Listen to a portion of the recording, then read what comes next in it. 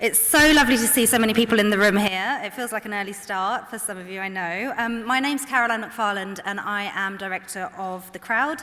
And my job is the easiest job of today, I think, which is just to welcome everyone here today and thank you for coming on behalf of the Global Good Awards and The Crowd. Just to give you a quick background to this event, at The Crowd we do three things. We bring together a community around shared goals and shared purpose, and we aim to provide ideas, connections and tools for braver and bolder leadership in business and by business. And in doing so, we want to ultimately catalyse and deepen impact. And that's why it's been such a pleasure to team up with Global Good Awards, because purpose is something which is inherent to both of our organisations. But purpose is such a ubiquitous term as well. It can mean many things to many people. So what we've asked all of our speakers to do today across the course of the day is the much harder job of interrogating purpose, what it means, how it translates to action, and impact, all in the cause of the transition to a better, more sustainable future. It's been a real pleasure to curate the programme and see it come together and speak to so many of the speakers who will be sharing their ideas and insights here today. And it's lovely to see so many people in the room this morning, and some familiar faces and some new ones too. So I'll hand over to our MCs. We've got Louisa Harris, who is Head of Sustainability and Systems Change at Brandpie, and she does everything from strategy design and implementation to non-financial reporting, ESG assurance, culture change, coaching, facilitation, and leadership. And we have Martin Wright, who is Director of Positive News and equally wears lots and lots of different hats, an award-winning writer, editor, advisor, and speaker on all things sustainable futures and environmental solutions. Both Martin and Louisa are judges of the Global Good Awards and long-standing friends of The Crowd, and I'm just really, really pleased to hand over to them, and thank you to both Martin and Louisa and to all of our speakers here today.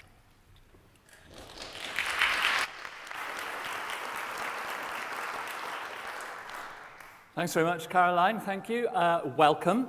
We have a packed day ahead. It's good to see so many people here bright and early. We got some fantastic speakers and panelists, and we've got you lot too. And very much in the spirit of The Crowd, we know that each of you has a valuable insight. You can learn from each other. Our speakers and panelists can learn from you, and vice versa. So that's the spirit we'll be doing it in. There's lots of networking opportunities in between the sessions. There's a good time for lunch, and there's drinks and canaps at the end of the evening. So do make sure you stay for that. So, as Caroline was saying, over the course of this day, we're going to try to unpack this fantastically woolly word, purpose. And we're going to see what it means in practice. How do you run an organisation with purpose? What will people see that's different about it as a result? And how do you know you're succeeding? There's a big emphasis today on practical examples, things you can take away with you, apply in your business tomorrow or next quarter or next year or next strategic review or whatever. And when it comes to practical examples, it's great to be able to draw on the exemplars that are the winners of the Global Good Awards. You'll be hearing from a whole bunch of them today. Caroline mentioned I'm Director of Positive News, among other things, and our winners, our Global Good Award winners, are really Positive News made flesh. They are a living toolkit of how to take purpose, purpose-driven sustainability, and make it work in the here and now. Now, that's something which every one of our sponsors is deeply serious about. We couldn't run this without them. I think we're going to have them coming up on the screen behind me. They're too numerous to mention, so I hope we've got a sponsor slide to let you see who they are. There we are. We're going to leave that up for a while so you can drink them in. We are hugely grateful to them. We couldn't run this event, we couldn't run the Global Good Awards without them. Global Good Awards, their 10th anniversary is next year. If you feel inspired by what you hear from some of our winners, if you think, well, we could do that, or we could do better, then do think about applying. I think the entries open on February the 1st, so keep an eye on that. We're going to be really covering the waterfront today. We've got breakouts on everything from net zero to communicating without greenwash. and the two not totally disconnected sometimes. We're talking about powering up your supply chain, powering up smart energy, how to excite your CFO, which is quite a monumental task, I imagine. And we've got some really good chunky plenary sessions right here in the Great Hall, and we'll kick off with the first of those very shortly. Just a word about this place. I mean, it looks incredibly sort of posh and classical with all the pillars and everything. It is actually one of the most sustainable venues in London, and we're hugely grateful that they are hosting us here today. Right, while our panelists, I think, are coming up to join us, I've got the few typical boring housekeeping notes for you all. Keep your mobile phones on, turn them to silent, but tweet the hell out of it. The hashtag is Purpose Summit 23, hashtag Purpose Summit 23, all one string. And please tag Global Good Award, no S for some reason, just at Global Good Award and at the crowd. So I can't bring myself to say X the hell out of it, so tweet the hell out of it. It is being streamed. Hello, online audience. We've got an online audience as well. One of the consequences of this is we're not going to have the nightmare of roving mics trying to find their way around the room. So don't stick your hands up. Instead, we want you to submit all your questions and comments on Slido. I think you probably, most of you will be familiar with Slido. If not, go to slido.com, download the app, enter Purpose Summit 23, and that will take you to the Slido screen. Then your questions will show up on the screens in front of the moderators up here.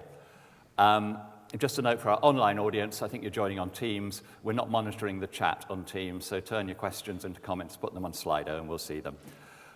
I will be back after the plenary session to say how the breakout groups are going to work. One thing worth mentioning, it is a very full day. I know some of you all want to skip off to do some work or make some Zoom calls or whatever, so we have a room dedicated to that. It's Worcester. It's in the floor plan that you've all got in the program.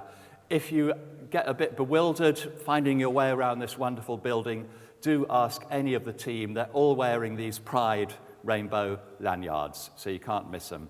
Any problems, just ask one of them. And finally, a little plug. Do, during the breaks, play the Eco Action Higher Lower game.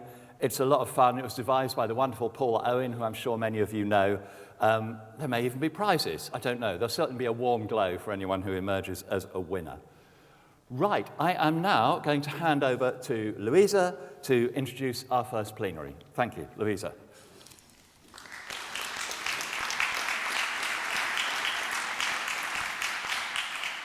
Hi everyone, thanks Martin, thanks Caroline. It's really lovely to be here in person. When we were filming the Global Good Awards ceremony, we had an empty room and a virtual audience, so wonderful to be here. Before I introduce our fantastic panel, what I really wanted to do was connect with the audience and just do a little temperature check on Slido. You've heard from both Caroline and Martin that purpose can mean quite a lot of different things to different people. There's no one definition. So I'm hoping Slido poll will just appear here like magic. Fantastic. And so what does purpose mean to you?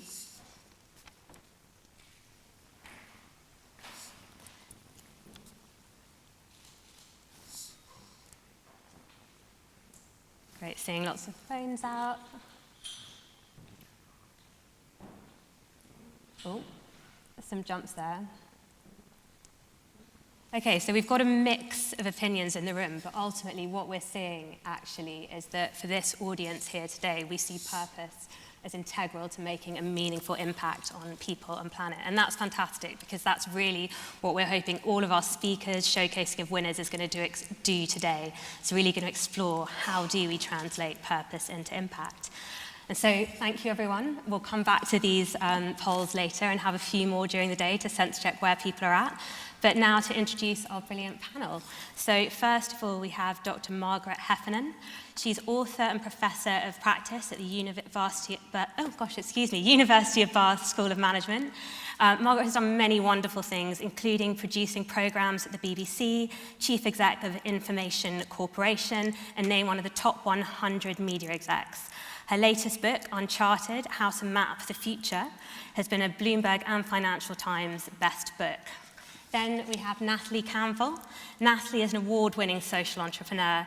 She has been the Insight and Innovation Lead for the Royal Foundation, and she co-founded a very good company, a social innovation agency that has worked with many brands to embed purpose and sustainability into the core of what they do.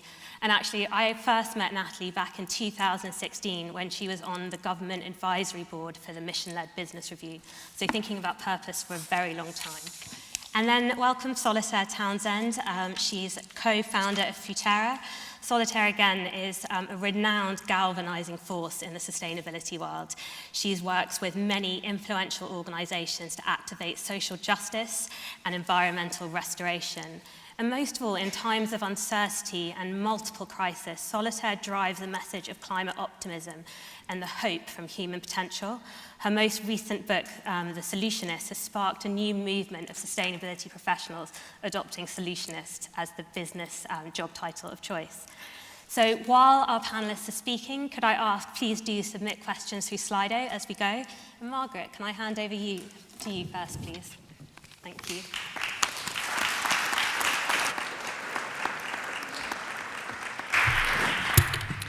Well, it's a fantastic question to kick off with because the business world has a terrible tendency of taking a perfectly good word and turning it into mush. And it would be fantastic if by the end of today we all had a really clear, crisp definition of what the heck purpose is supposed to be, hopes to be. A couple of months ago, I did a little research looking at companies' purpose statements. And I have to say, I came away thinking, oh, yikes, we've done vision, we've done mission, we've done values, and now we're doing purpose. What's the next place to hide? But I've thought about it a lot because, the word's out there, people use it, they think it means something. For me, I think what purpose means is using the best of yourself to do the best for others. It's a kind of mashup, I guess, of Aristotle and Heffernan. I think but it's focused on the best because the truth is we are surrounded by so many issues, we're surrounded by so many problems. We have to be really focused if we're going to make the kinds of changes that will allow us to keep making changes. And we have to recognize that all of us here have a particular responsibility to do that.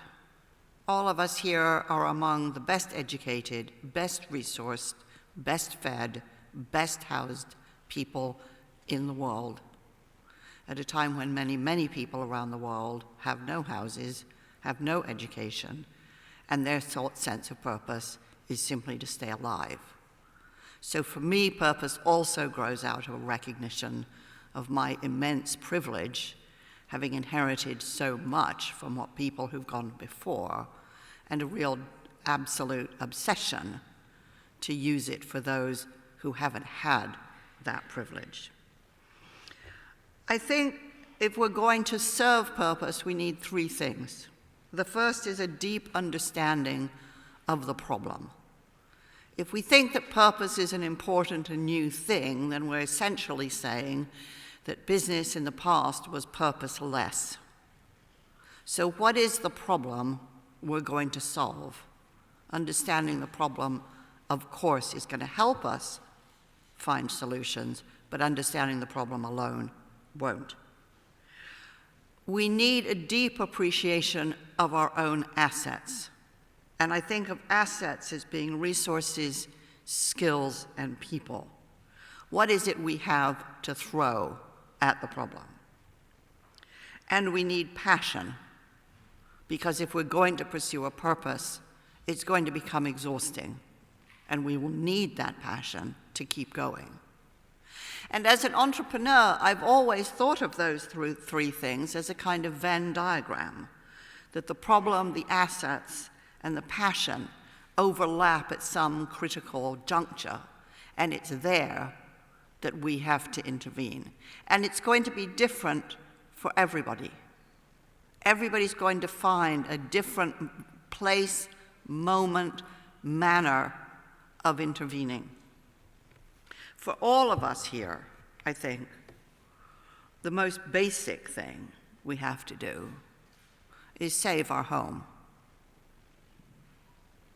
That's got to be the most fundamental purpose that we have. And what that means is having to accept that if that is the priority, and there will be debates about that, if that is our priority, then how we do it is critical to how successful we'll be. And I think in this context, the critical thing which I hear not being talked about is sacrifice. We've all done a great job at saying, yes, we're going to make this great transition, it's going to be fantastic, we're going to have, imagine this, clean air, clean water, blue skies, clean oceans. It's fantastic. Of course, we have to inspire people by a vision of a better future. But I think we have now to start being honest that this does entail sacrifice. And that's the conversation I'm not hearing. And you have to kind of ask yourself, can you achieve a purpose without sacrifice? Doesn't that mean you keep all the old stuff going?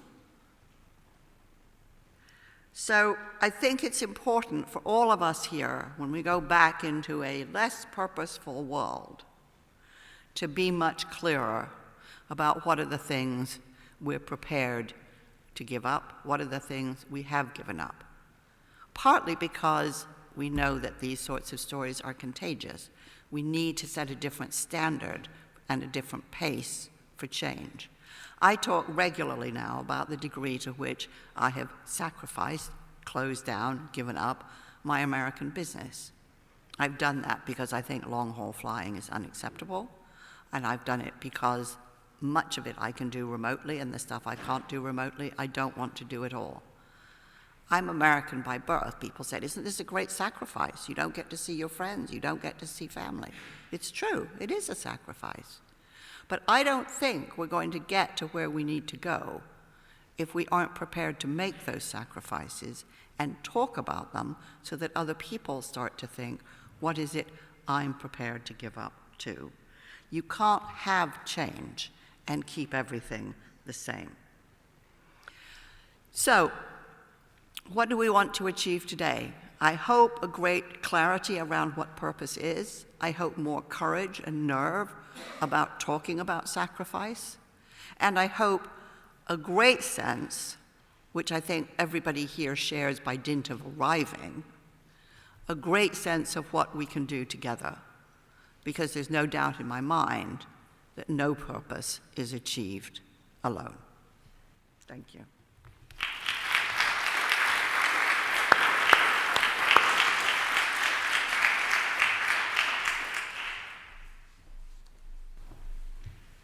Thank you. I was nodding away there. I resonate with a lot of what you said. So the context of my purpose story comes from Belu. I joined Belu on the 2nd of March 2020. For those of you that don't know, Belu is a B2B only business servicing hospitality and workplace. Now, if you cast your mind back to what was going on in March 2020, we were about to head into a lockdown. I had taken over a business that literally overnight disappeared. I'm sure many of you in this room can resonate with that feeling, whether you were leading a business or working in a business. What we knew for certain was that the world we were going to re-enter whenever we came out of lockdown was going to be very different to the one that we knew in early March. Being new to Belu and having a small team, there wasn't much for me to hold on to. Our brand promise was that we were going to give 100% of our net profits to WaterAid, and at that point, it had been £1 million a year of profit to WaterAid. But when your sales absolutely disappear, what have you got? And so what I said to the team is that they didn't know me, but I would make them a promise that if they got behind 4 Ps, we would bring Belu back from the brink, and it literally was the brink.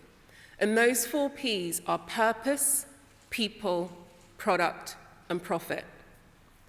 On purpose, I said to them that if we double down on a purpose that's fit for the future, fit for the next 10 years, and get all of the right people, both in the business, across our supply chain, across our customer base, aligned to that purpose, give them best-in-class products and services, the profit will return. And I said this without them knowing me, but I said, trust in me, trust in this framework, and you will see. And I said this to the board also at a time when they didn't know me, and I was looking at the Slido results up there in the conversation around convincing your CFO. When people are thinking about revenue, it's really hard to lean into the idea that a framework will save the day. But that's what I gave the team, that's what I gave the board, that's what I gave our investors. And over a period of time, what we did with that framework was make it into something that's real. So our purpose is to change the way the world sees water. For lots of people, that means very different things. But for us at Belu, it meant that we needed to be more than the monies we were giving to WaterAid. We had to really look at how we were influencing water stewardship. We needed to look at how we were influencing others in the drinks industry and in other industries to think about water in a way that they never have before. I'm guessing that most of you that have a glass of water in front of you poured that glass of water without thinking about the fact that you have access to it. But for many people around the world, it isn't that simple. They don't have access. They can't just pour a glass of water without thinking about where that water came from. Our purpose, renewed, refreshed, then led to the people piece. How do we ensure that everyone in our supply chain, all of our customers, everyone in our team is aligned behind this purpose? And it's important to say to the point around vision, mission, values, we got rid of all of that. No values, no vision, no mission, just a singular purpose. And we shared it with everyone to say, this is who we are. This is what we're doing. If you do not believe in this, then you are probably not right for Belu. So we walk away from customers that don't get it. We walk away from customers that want to beat us down on price because there's no margin for mission. There's no margin to deliver our purpose. And our board are absolutely fine with that. We do not take on revenue at any cost because there is a cost, there is a sacrifice. After people, products and services, we looked at everything that we're doing across the board. And most of you, I hope, know that Belu of old was traditionally a mineral water business. We've moved into filtration. Ultimately, we do not need to be selling water in a container, in a vessel. With a filtration offer, we can have the same experience of filtered water on the go in a reusable bottle. We've also pushed the boundaries on innovation to reuse our existing bottles. We launched our filtration business in Hong Kong. We've gone into other parts of the drinks industry. And all of the time just saying, we can do better. If this industry is going to exist, we can do better. And then finally, on the piece around profit, my promise that I made to the team, it took a while to get back there. And to give you a sense of the numbers, the year that I took over, or when I came into Belu, Belu was a 6 million turnover business. Our COVID year, we dropped down to 2 million. The following year, we jumped back to 4. And once we saw our full purpose cycle through, our business recovered to £7 million, and we were able to give WaterAid £300,000, getting back to that place where we give them £1 million a year. And so, in building that framework, purpose, people, product, and profit, and aligning everyone behind it, we achieved the outcome at the end, or the thing at the end that most people that run a commercial business look to: revenue and profit. But for us, that wasn't enough. We wanted to communicate the idea of profit, the idea of revenue in a very different way. So we also launched what we call internally, but have also trademarked as our purpose P&L. We share every single number in the Belu business, what we're spending, what we're investing, our water footprint, our packaging footprint, every single number you could think of is in our purpose P&L. And it's aligned to 3 Sustainable Development Goals: Sustainable Development Goal 6, 12, and 13. And the reason we've chosen those 3 is because they relate to water access, sustainable consumption and production, and climate action. And what's more, those sustainable development goals are baked into our articles. So Belu's primary objects are to deliver those 3 sustainable development goals. That was also a change that we made to ensure that our purpose had primacy over any shareholder, had primacy over any CEO's big vision. And so when we think about making purpose real, you have to turn your business inside out and change the way that it operates. And luckily for me, I had a pandemic to go back to a blank page and do something that most businesses wouldn't be able to do. And my final thought, thinking forward to 2024, and what I hope you've taken away from this, is when we take a holistic look at change, at purpose, and we challenge ourselves to do things differently, we get much better results that benefit everyone. And it's with that in mind that today is the first time I can proudly announce that I am running as an independent candidate for Mayor of London to do what I just said, to push purpose as a primary driver of growth across the capital, for everyone, for all, with sustainability at its heart. Thanks very much.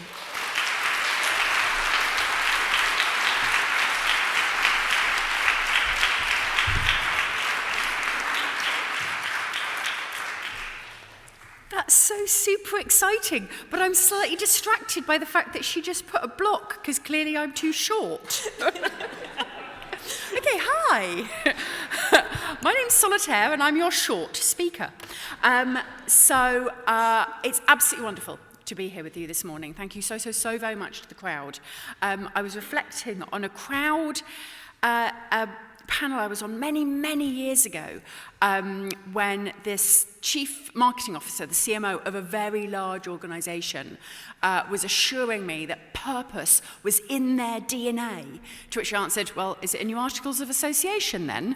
To which, of course, the answer was no, because they weren't a B Corp. And what that made me think, and I've thought about it a lot, and I feel a bit naughty saying this on this stage, which is I'm not sure that organizations have purpose, which is quite weird coming from an organization with a really big one. I think people do. I think people have purpose. And an organization's purpose and its purposeful actions come out of those purposeful people making decisions. And I think we've all seen that when some amazing leading companies had a change of leadership and suddenly they weren't quite as purposeful as they were before, or vice versa. Some companies who didn't have transformational leadership took it on board. And I want to think about those people who have purpose and think about the fact that it's not just those of us who work in businesses or lead organizations, it's also everybody, the public, consumers, citizens have a sense of purpose.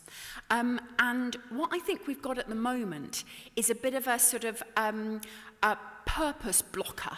We've got a bit of a block between what we want, what we desire, what we're looking for, what we'd like to change about the world, how we'd like to act in our own behaviours, and being able to do so. And there's a lot of things in our way as individuals between what we're trying to do and where we're trying to get to. And I thought, how can I be helpful to this audience? How can I give you some help in terms of trying to unlock that? Well, first, I want to blow away a myth about the value-action gap, this sense of, in terms of how organizations set their purpose and what they do, and between what consumers say they want, and we've all seen the survey after survey after survey, the public want this and they'll pay more money for it, and we've shown it to our CEO, and we've shown it to our leaders, and they're beginning to get a little bit like, yeah, but they don't, because they don't seem to act on it. So we've all seen that. So first of all, it's not a gap, because a gap implies there's something missing in people. It sounds like there's a moral failing between what we want to do and where we want to go to, and I don't like that, because when I think about the number of things on which I fail on my own value action gap, and chocolate cake is a particular one where I fail on my value action gap, it's not because there's a failure in me, it's usually because there's something in my way. So rather than a value action gap, I ask you to think about value action barriers. Think about a massive mountain between where we're trying to get to, where we want to get to, and our ability to act. And those barriers, and again, I'm thinking about people rather than necessarily organizations here, those barriers can be things such as cost, it can be availability, you can't take action if you don't know that it exists, that it's not available to you, but they can also be emotional and psychological. Is this the sort of thing that people like me do? Now, I know that was a major barrier for a lot of CEOs years ago. Sustainability wasn't the sort of thing that serious business people took on. That was mainly an emotional barrier rather than anything functional. It can be about worry, about is this going to make any difference? A sense that maybe it might make me look stupid, that actually sort of it will be embarrassing to do. I am absolutely convinced that British people can literally die of embarrassment, and that is actually quite a big barrier for a lot of people. And it can be about sense of self, and of course it can also be about want and desire. So when we think about where we are as individuals, where our customers and our consumers are, where our leaders and where our colleagues are, almost everybody I've ever spoken to or survey is a reasonably decent person. There's very, very few sort of rubbing their hands together, let's cause climate change and kill people. There are some, and honestly, oil companies, but there are very, very few people out there who don't, in general, want things to be a bit better, who in general would like to try to make a difference, who in general want to feel like a good parent, a good citizen, a good neighbour. And how do we overcome those barriers for them between their value and their action, between their intention and their action? So the intention-action barrier. And I'd like to think that, morality, that government regulation, that availability can remove some of those tactical barriers. But in all of the companies I've ever worked with, actually, once you've got rid of things such as the barrier of availability, the barrier of cost, the thing that smashes through those barriers is benefits. It's benefits. And those benefits can be functional. They can be, actually, this sustainable option works better, it's cheaper, it's more efficacious. I was talking to a company recently who was trying to use a completely different sense of packaging for their product, and they'd been selling it on the fact that it was environmentally friendly, and then they mentioned, oh yeah, and it also lasts like double as long. And they hadn't put any of that in any of their marketing or their messages. They'd sold on the morality rather than the fact that there was a really strong functional benefit, efficacy, cost, quality. But we're not, as human beings, we're not just motivated by those functional benefits. We're also motivated by emotional benefits. And there's a significant number of emotional benefits that can help people get through that barrier. The feel-good factor, the thank you, the you're wonderful for taking this action, aren't you fantastic? The sense of reducing guilt and fear and anxiety, and the fact that actually this is going to make a difference. Lifting people up and making people feel hopeful and excited. And all of those emotional benefits, even sometimes sort of the fact that this product, this decision I'm asking you to take is more exciting. Like even that emotional benefit, give people a bit of dopamine in terms of what you're asking them to do. And then the third, and probably the most controversial of the benefits, is social benefits. So when companies talk about how amazing they are on sustainability, we often call it greenwashing. And when people do it, we call it virtue signaling. We actually need people to virtue signal because we are a social species. We care deeply about what other human beings think of us. In fact, for a significant proportion of population, that is the main motivator for what they do. So actually giving people way to show the rest of the world that by taking this decision, by buying this product, by taking this step, that they are an amazing person. And we know that because all the survey works that shows that when you go into a supermarket with a supermarket basket, people will choose more sustainable products off the shelves because people can see inside their baskets. than when they're buying online. So those social benefits, that idea of being able to actually allow your consumers to be part of the journey, for your consumers to talk to their friends and the family about what they're doing, for your consumers and your customers to be able to virtue signal and get those social benefits. So people, this is all about trying to unlock and enable the purpose of people. So thank you so very much.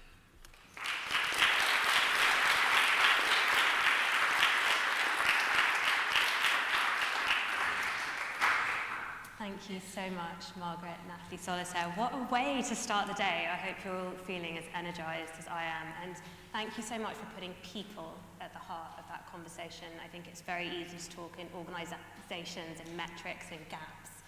So really feeling the humanity here today. I'm going to ask a couple of questions. While I'm doing that, please do feel free to submit questions through Slido. We'd love to hear from you. So maybe first off, just to pick up on this point of action, what do we prioritise, that we can do better, and purpose can be a driver of growth. If we know that in the room today we all agree that purpose is a key driver for people and for planet, when you're looking at organisations and also at leaders, what are the hallmarks for successful purpose-driven leader or organisation for you? What do you look out for? Nat, you're nodding in my eye line, so I'm going to go to you first. Whenever someone complicates purpose, it indicates that they have no idea what purpose is.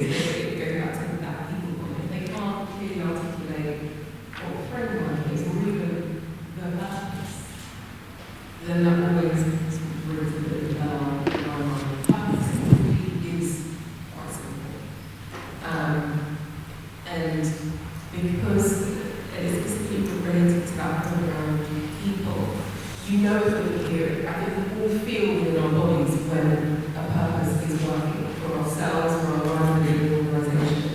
And it's that complexity that makes us go, oh, when we start to think about it in a different way, and that's when it starts to fall down, and it becomes something that people can't sort of hold on to. Lovely. Solitaire?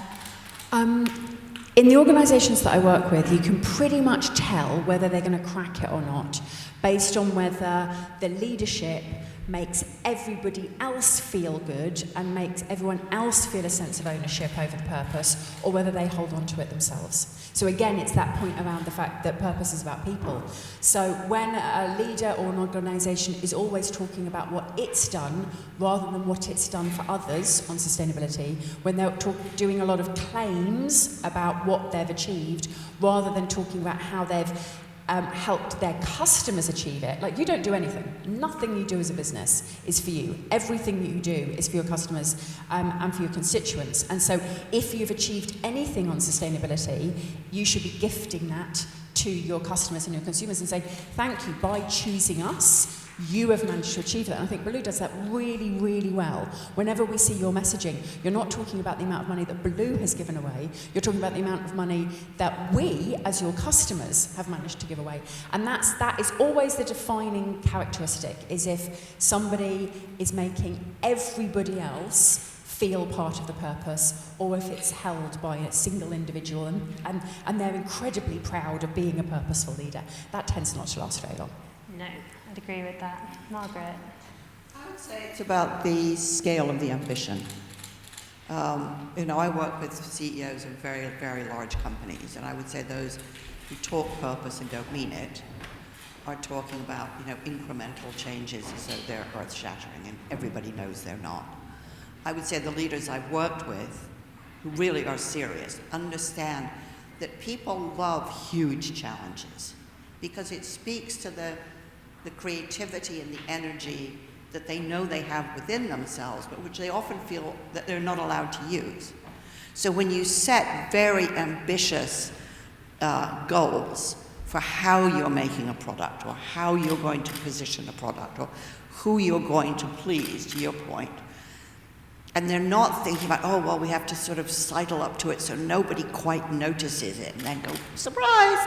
But they're really bold about it, then I think they mean it, because A, they're not looking for alibis why they can't, and B, it's big enough that they themselves and their reputation are personally involved in it.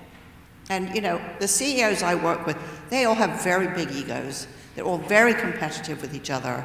They are terrified to bits of being made to be foolish. So when they invest all that ego in something that's going to benefit the world, I think there's a chance that they're not going to let themselves let everybody else down.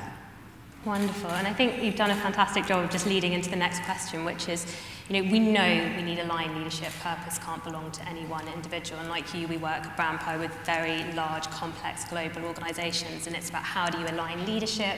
How do you bring the whole organization? How do you advocate through your supply chains? I'm curious, just, you know, listening to all of you talk, and, you know, I was reminded of the words of a climate scientist, Alice Bell, that, you know, right now we have the choice as a business community to change how we act. But pretty soon it will be our seas, our skies, our soils that will force us. So we need to get there faster, and, you know, savvy CEOs are waking up and seeing that. But as a purpose-driven community, how do we, as organizations and leaders, really respond to the urgency and the scale of the challenges that we're facing today? Like you say, we love those meaty, complex problems.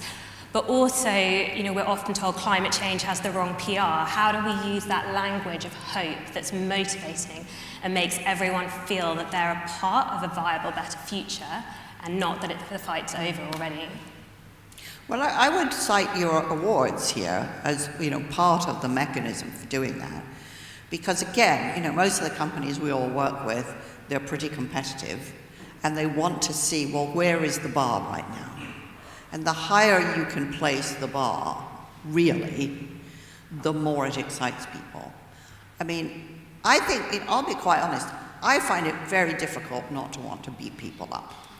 You know, I can understand that. I have a really huge sense of urgency, and I get incredibly angry when people think we have all the time in the world, when we know we don't have all the time in the world. But, you know, my husband once said to me, Margaret, you do your best work when you're angry. And I think of the anger as energy. And I try to use it as a way of, obviously not browbeating people, but saying, but you can do more than this. You're smart, you're energetic, you have vast resources. That's a great idea. What would make it better? And what would actually add luster to this brilliant concept or strategy or whatever? Because I think if I browbeat them saying, look, you know, by the time the shit hits the fan, my kids' lives are going to be wrecked. I mean, it motivates me. I don't think it motivates them.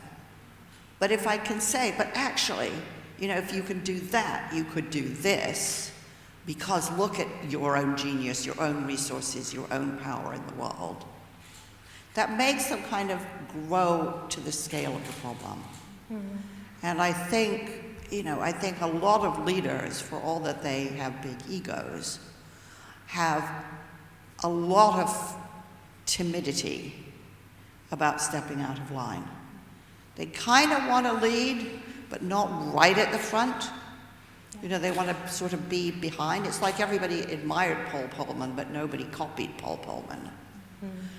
I think you have to speak to their sense of their own capacity and their sense of, you know, what do they want to be remembered for.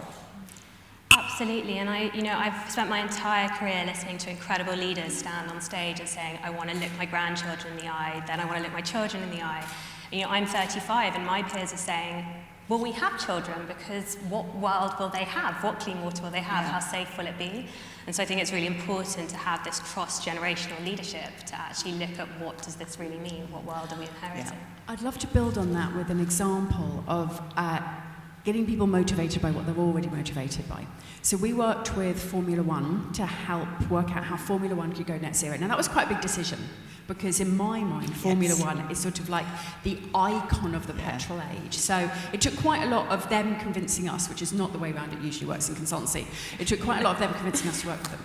And when we worked through them and we did their carbon footprint and we worked out some of their issues, those cars are less than 5% of their carbon footprint. Of course it is. Formula One is a circus and it travels all over the world and it has all these massive generators. But those cars are 100% of their brain print. in terms of the stories they tell the world. I don't really care what Formula One does. But, another company is going to work out how to decarbonise shipping. Those cars were the important part. But we couldn't get them to include petrol within their net zero plan. And we kept trying to find out ways. And of course it was hard because it's less than 5% of their footprint. And we gave it all the sustainability and the future and the children and what have you. And then it snapped for us, and we're sitting in a meeting, and Ross Bourne was there, and the engineering team were there, and we're like, well, if it's just too much of an engineering challenge, I guess okay. And literally that snapped, because their sense of self wasn't as being a sustainability leader. Their sense of self was being the best engineers in the world. They literally consider themselves better engineers than the engineers who send rockets up. And so what they did is they committed that by 2026, there won't be petrol in those cars anymore. They will have completely re-engineered the entirety of Formula One towards synthetic biofuels. Lots of conversations still to have about that. But by catching them on what they think of their own identity as leaders, we managed to change everything for them. And that basically, once petrol is out of the Formula One cars, for me that's literally just the death knell of the petrol industry. Wonderful. Fantastic. Amazing. I think the sooner we realise that most people are self-interested, the faster we can get to the solutions that we need. So Belu are in a different place. So Belu is a very nice, gentle place. We don't call anyone out. Our purpose is a purpose invitation. We invite you to join us on the journey. We're not telling you you have to. We're not telling you we're the best brand. And in the last week, we had a bit of an existential conversation around we need to have a sense of urgency. As a business, we're doing all of this stuff hoping that the right people go, this is the right thing to do. And actually we need to be bolder, braver, louder, less nice, less gentle. Because we will not have the world in the way that we need it to be. Not just in 5 years' time, but in a year's time. And for a brand like ours, it's challenging. For a brand that operates in a low ego way, it's challenging to do that work. And so what I would say is it's not easy, but when you get to that place where actually this world is going to hell in a handcuff, you realise you do have to step up and learn how to make it work for the brand. Charlotte and I as co-CEOs need to work out how it works for us as co-CEOs. The team need to work out how it works for them within their own departments.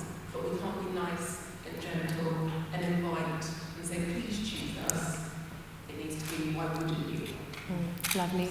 So many purpose invitations there. I could ask you questions forever, but that would be rather greedy. So we're going to take questions from the audience. You might notice Martin and I are co-hosting today, so I'm going to disappear and get ready for the next section and hand over to Martin to finish the question.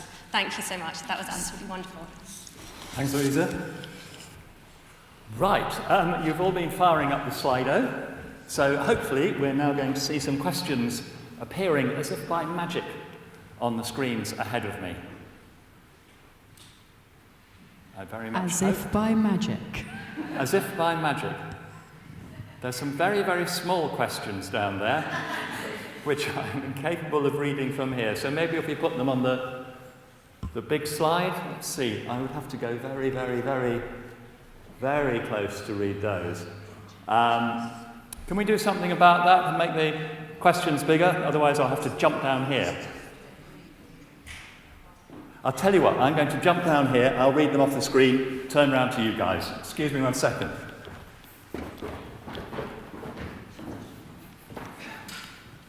Right.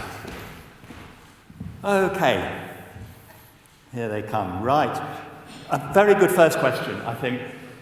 Somebody's asking, an anonymous person, interestingly, is asking, does it have to be sacrifice? Can we not reframe the problems as an opportunity to create change? Is sacrifice that persuasive a notion, do you think? I'm not sure it's persuasive, but I am sick to death of people pretending that we can eat as much as we want, waste as much as we want, buy as much as we want, consume as much as we want, and everything will be just dandy. You know, it's just a nonsense. We have to get around this. We have to have a better narrative than consumption. We have to have a better narrative than palliation. I mean, this idea that, growth is going to go on forever, it simply can't. And I think we're kind of teetering on the edge of something nobody really wants to talk about, which is that our measures of what is economically good have to change. And I know nobody wants to go there. We all want to pretend that capitalism is just dandy. Capitalism got us into this mess, and it's not going to get us out unless it changes. I'm gonna not provoke it out, but I'm gonna build, because it's okay. You can disagree too. Well, my job is in many ways trying to persuade the vast majority of people to do things and to find the message that manages to capture them. And when we talk about sacrifice, I think people hear something different than what you mean. What you're talking about is radically changing how the entire structure works. What you're not talking about is people sacrificing time with their family, love, joy, fun, status, sex, the things which people actually Definitely value. not talking about sex. And so one of the things which I think we have to be really careful of with our terminology when we're talking about things that have to change or have to stop is reminding what we get in return for that. That there is a trade here. That actually what we can trade is we can trade away the anxiety, the fear, the worry, the looking in your children, the thinking about the future, the not being able to sleep, the feeling crap, the working the long hours, the sitting on the commute. We can trade all of that for more fun, more love, more joy, more sex, more time. And that's something people are prepared to buy because it's the same actions, stopping a lot of stuff and starting a lot of stuff, but it's being very clear with what people get for that. Yeah, maybe. I mean, I just keep thinking, I'm not a big Churchill fan, let me put that up front. But I think if Churchill had only ever said, imagine the joy of a world without fascism, I think that would have been pretty good. He did say a lot of that. He did say a lot of that. But he also was brutally honest in saying, blood, sweat, and tears. This is going to be hard. And I would say from the experience of leading teams doing stuff that nobody had ever done before, the one thing I never said to them is, it's going to be really great and fun. I always said to them, it's going to be really, really tough. And there are going to be moments when you really don't know where you are, what you're doing, and you wish you'd never started. And the reason I always told them that was A, they'd believe me, and B, when they were in those moments, they wouldn't panic. They'd think, oh, that's the shit Margaret promised us. It's okay, it's normal, right? And I think if we paint this so sunny picture that the road from here to sustainability is going to be covered with flowers, then I think when it turns out to be really hard and scary, difficult, they'll quit. They'll say, hang on, this isn't what I signed up for. I signed up for more sex, right? So I think one has to be a little more honest about saying, yes, there are benefits at the end of it, but it's going to be tough, and you're going to be really proud that you got through the tough bits. I think that is absolutely wonderful, and I think it motivates you. I'm not sure it would motivate, because remember, we can't force this. We can't make it happen. We've got to persuade hundreds of thousands of people, millions of people, billions of people, who have a different personality type to the personalities in this room. And actually, we have got to get people to move right now and take action right now, and the sacrifice message is out there in a really, really big way. That's our main message at the moment, is give up, stop, less, don't do, sacrifice. That actually is the main message, and it's simply not working. Natalie, as well as coming in on this, can I also ask you one interesting question that came up specifically for you? In your mayoral campaign, or in your manifesto, as it were, are you going to do anything about donut economics? Are you going to introduce the concept of donut economics? I think we probably all understand it here. If not, Google it. It's brilliant in terms of your campaign for London. So I'm sure it's surprising to know that the answer to that is yes. It's exactly which is doing. There is an inherent conflict between solving the climate crisis and capitalism. The sooner we acknowledge that, the better. How that plays out for Belu could be 3, 4, 5 times the size it is. We do not export as a rule. Because we do not need to be shipping things all over the world, especially not drinks. And the way that we operate, the fact that we wear 100% of our net profits, that is something businesses do not do. So to get to where we need to be, we have to be very different from a different perspective about the businesses that we build, that we lead, that we run, that we work in. And to the existential challenge that we're having at the moment, being brutally honest about trade-offs, being brutally honest with the team. Georgie from my team is here at the moment. One of those trade-offs is if we're giving 100% of our efforts towards trade, what about bonuses? I work in a business where my earning potential is limited because we give our money away to something that I care about, what we care about, and if you join Belu, you understand what we're doing. But we're in a cost of living crisis right now. Yeah. There are always trade-offs, so I think as a business, being honest about those trade-offs, getting everyone to the point of buying into why we're doing what we're doing and the difference that we'll make. And for me, the hope comes from people seeing that when we show up as our best selves and understand ourselves interests, that we move forward. Yeah. I think we've got before we end this session, we've got a poll coming up. So I think the poll questions are going to be shown on the screen. There we are. If you put in your answers, it's going to come up as a word cloud on the big screen behind us, I hope. So while you're inputting your answers, I'm going to pick up just one last question from Slido, somebody called TS. You're very shy. Asking, purpose often comes at a premium. What about those who want to invest in purpose but struggle to afford it? So is purpose, as was it Suella Braverman or Priti Patel said, it's a luxury belief? How do we respond to that?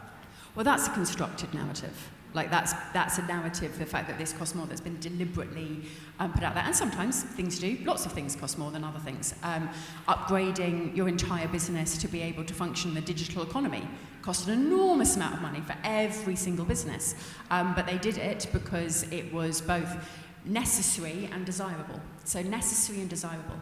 And I think one of the crucial things is for us to get out of the bubble and to be able to get out of the people who agree with us and being able to get out there to find a way to motivate those who don't agree with us. Because until we become dictator of the world, which I'd quite like to be, our job is to persuade because we don't get to force. Right. I'm going to say costs more, or is the real cost. Exactly. And actually, the premium is the real cost. We produce all of our glass bottles in the UK. If we wanted a cheaper bottle, we could ship them over from Turkey. So we have no understanding of human rights and factories where these bottles are being produced. We then have all the emissions and everything else in terms of the logistics to get them here to then fill them. Yeah. Actually, there is an increased cost in doing it in the UK, understanding our supply chain end to end. That is the real cost of the product. So it's not a premium, it's the real cost. Margaret, I'll give you the last word. Can I invite you to have a look at what's coming up on the word cloud and also a comment on that? It seems to be people identifying profit and shareholders as key challenges to turning purpose into impact. Is that anything of a surprise to you? It's not a surprise to me at all. I mean, I think, it's absolutely the case that if you give engineers a fabulous, ambitious problem, they will rise to it. But in companies I work with, which are financial service companies, their core product and their core expertise is making money. The ambitious challenge is unimaginable to them. The idea that an ambitious challenge might be make less money, well, that's just heresy. So it's very, very difficult to persuade them that they can be heroic, which I think they can, if they get ahead of the narrow definitions of success in their own businesses. but they're so conscious of how they benchmark against everybody else. They're very, very frightened of innovating. Yeah. And you have to find something else that they care about passionately, really, to get them to contemplate the kind of trade-offs that you're talking about. Because I totally agree with you. I think all of this is doable. I think one just has to be much more imaginative and much bolder about what the trade-offs could be. Thank you. Just want to jump in Very briefly. On profits and shareholders, what's not there is the market. You know, the leaders that we want to be running companies get ousted from roles when profits are down and the market decides that actually, you know, we need more. Yeah. And so profit shareholders and the market is a huge barrier to purpose in organisations. Right. One of the hideous jobs of an MC is calling time on a discussion that could go on for ages. So I'm going to have to thank the panel now, because if we need to move on to our next sessions. But what a fascinating conversation. Thank you so much.